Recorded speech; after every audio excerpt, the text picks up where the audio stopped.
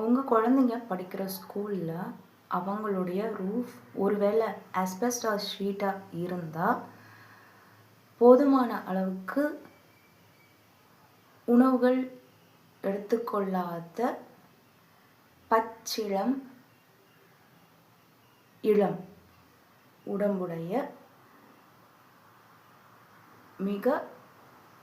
சிறிய சிறுமிகள் சிரசு மூலமாக